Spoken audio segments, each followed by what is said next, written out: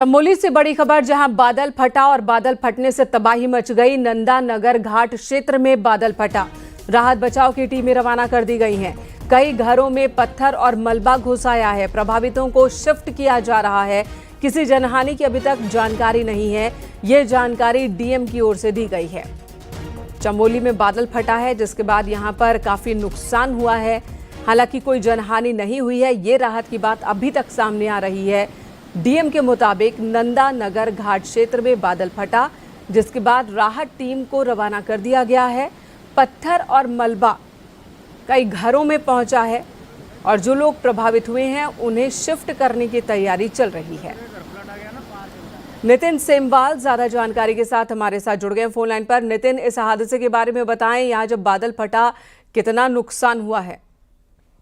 जी, एक चीज स्पष्ट है कि प्रशासन के द्वारा बताया गया है कि यहाँ पे अतिवृष्टि हुई है, बादल नहीं फटा है। तेज बारिश की वजह से जो मोक्ष नदी है उसका जलस्तर बढ़ गया था, जिसमें सेरा गांव और जो मोक गांव है उस इलाके में जो नदी के किनारे जो घर थे वहां पर अपना जो डाइवर्ट है वो नदी वहां पे डाइवर्ट हो गई थी, जिसकी वजह से कुछ घरों में मलबा चला गया है।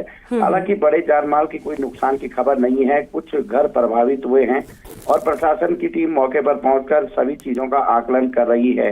खेती को नुकसान पहुंचा है, जो किसान हैं उनके खेत बर्बाद हुए हैं और कुछ गौशालाएं हैं वो भी क्षतिग्रस्त हुई है।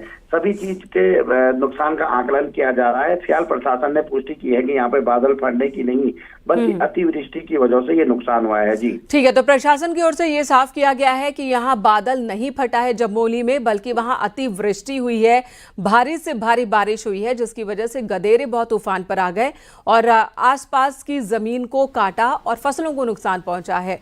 नुकसान का आकलन फिलहाल किया जा रहा है। किसी भी जनहानि की खबर नहीं है। ये बड़ी खबर इस वक्त चमोली से।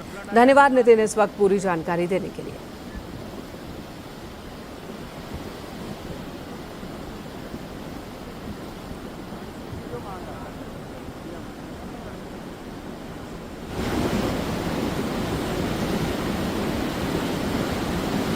ये तस्वीरें आपको दिखा रहे हैं जिसमें मलबा के साथ था, तेजी के साथ पानी का ये बहाव मलबा को लिए हुए और कई घरों में मलबा घुस आया है। इस वक्त बड़े बड़े बोल्डर भी आ गए हैं, मिट्टी जमा हो गई है।